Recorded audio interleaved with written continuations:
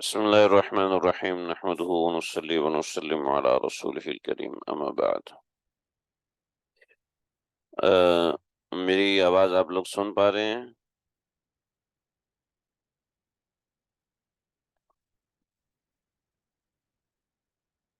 بہت ہلکی کیوں ہو گئی ہے؟ پہلے کی طرح کا سسٹم ہے میرے پاس، میں تو کوئی تبدیلی کی بھی نہیں ہے اس کے اندر۔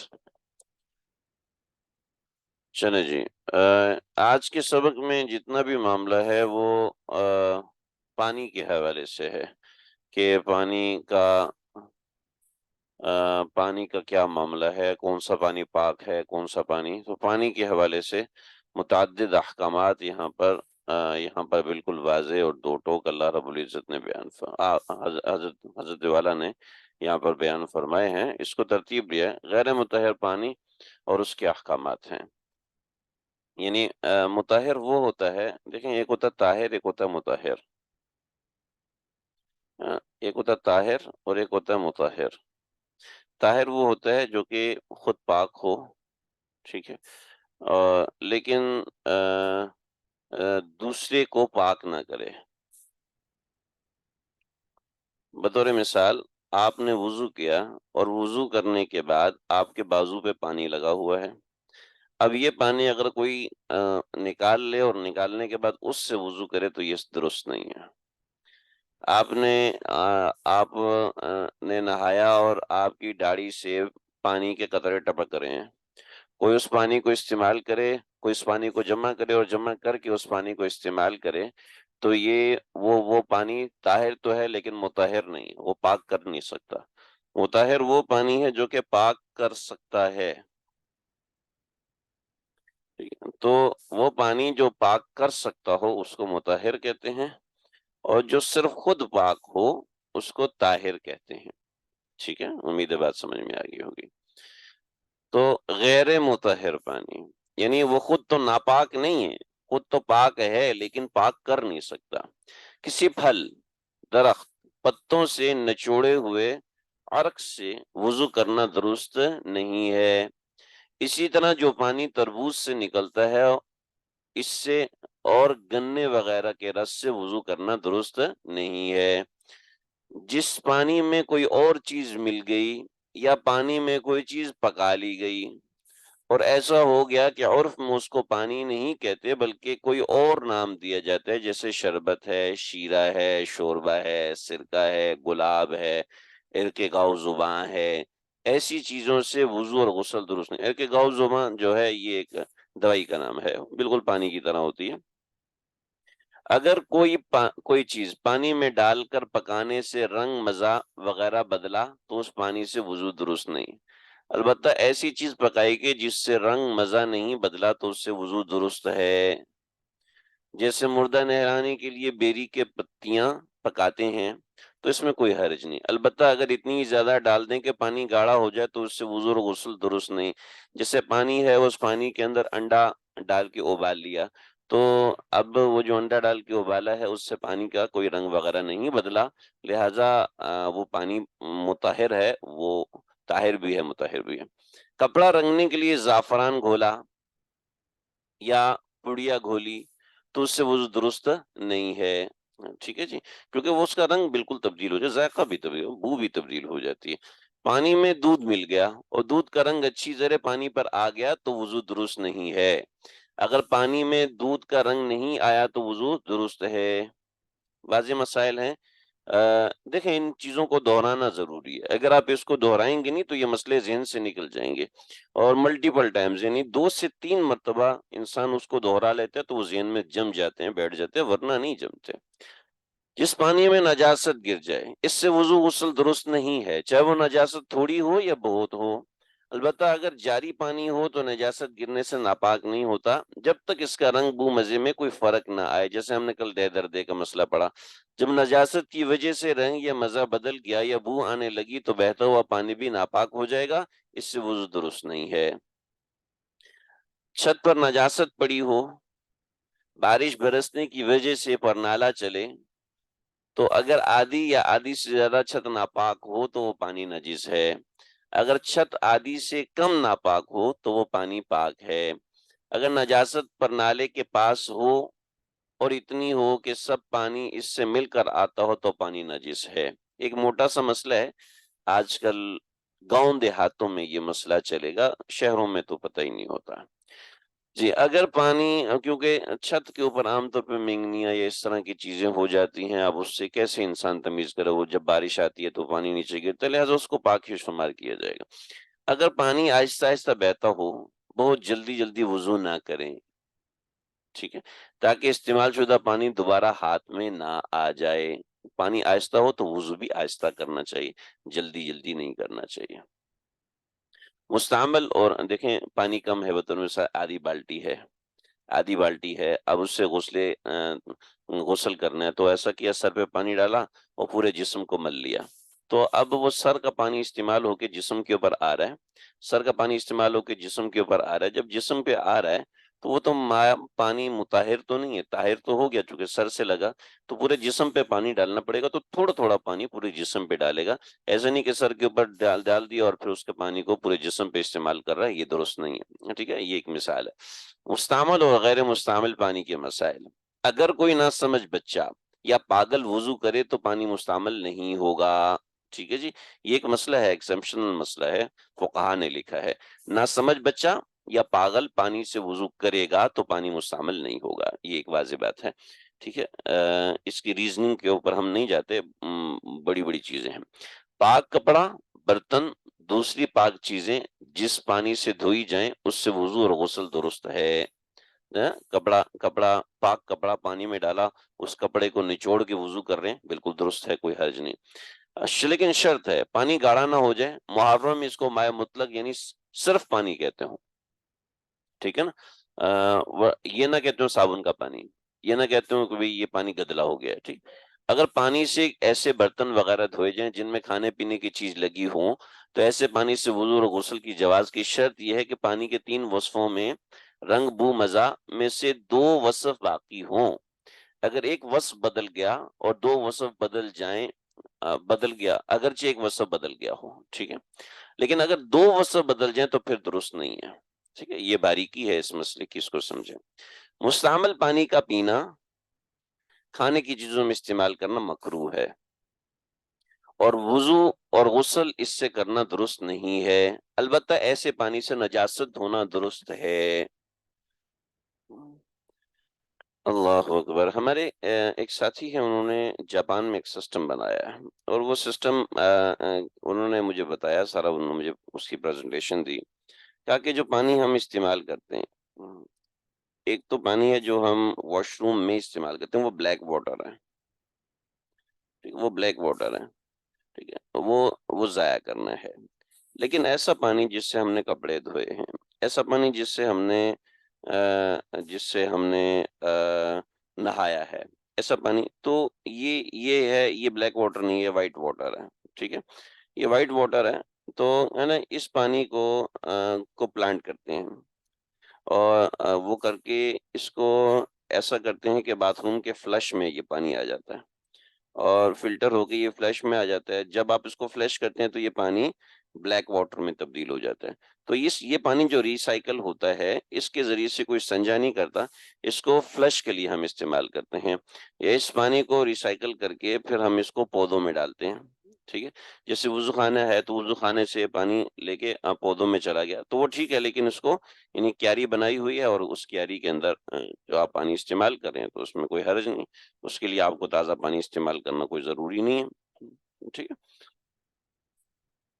اہم مسئلہ ہے، زمزم کے پانی سے بے وضو شخص کو وضو نہیں کرنا چاہیے، اسی طرح جس شخص کو نہانے کی حاجت ہو یعنی غسل واجب ہے، اس سے غسل نہیں کرنا چاہیے، اس سے ناپاک چیزوں کو دھونا اور استنجا کرنا مکروہ ہے زمزم سے، البتہ اگر مجبوری ہو کہ پانی 1 میل سے قریب نہ مل سکے، ضروری طہارت کسی اور طرح حاصل نہ ہو سکتی ہو، تو یہ سب کام زمزم کے پانی سے جائز ہیں۔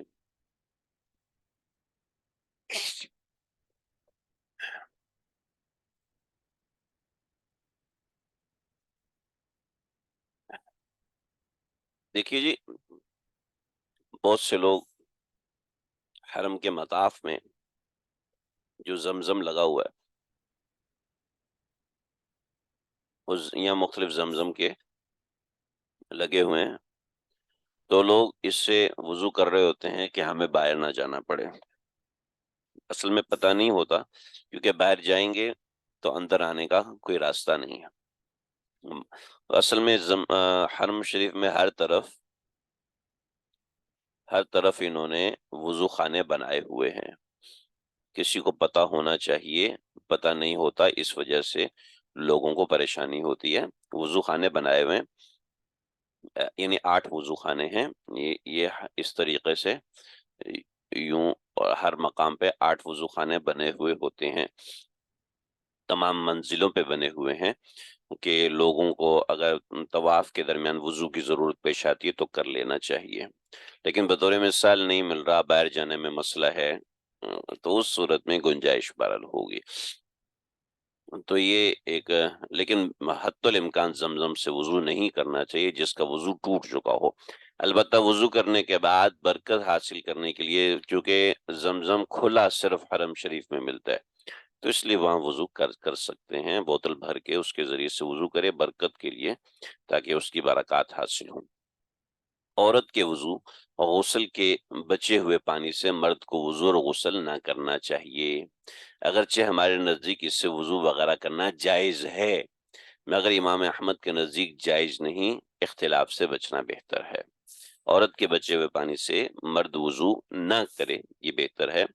اس کی وجہ یہ ہے کہ بہت سی چیزوں کے التباس سے امام احمد بن حنبل نے اس بات کو ذکر فرمایا ہے کہ بہت سی چیزوں کے التباس سے اس نوعیت کے معاملات ہوتے ہیں کہ ایک درجے سے یعنی مائل ہونا مرد کا عورت کی طرف پایا جا سکتا ہے، تو اس لیے اس سے بچنا چاہیے۔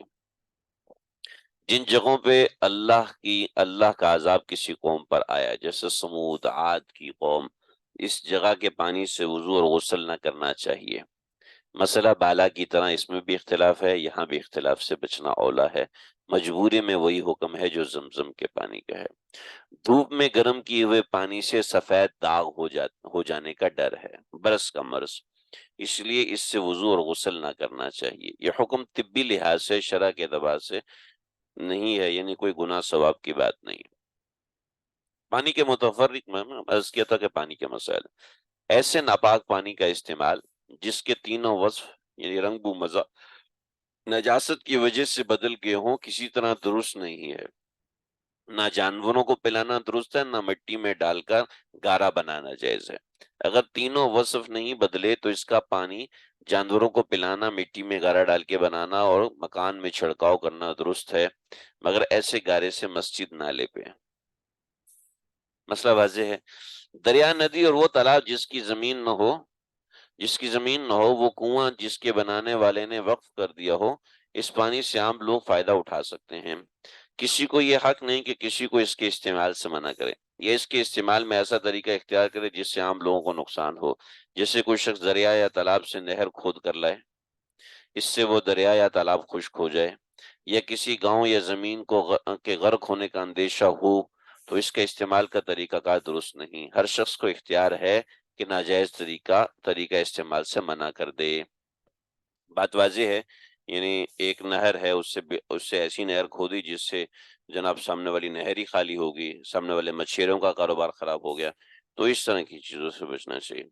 اگر ایک شخص کسی دوسرے کنویں یا نہر سے کھیت کو پانی دینا چاہے، وہ کنویں یا نہر والا اس سے کچھ قیمت لے تو جائز ہے، کیونکہ ظاہر بات ہے اس کو خطرہ اٹھانا پڑے گا اور اس نوعیت کی چیزیں ہوں گی۔